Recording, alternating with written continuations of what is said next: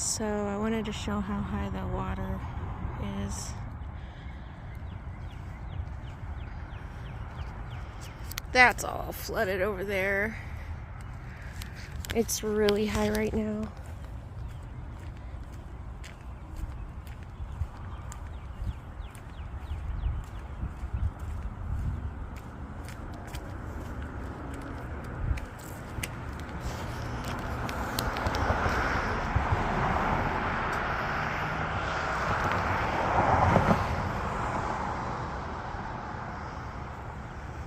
Usually you can go out far right there.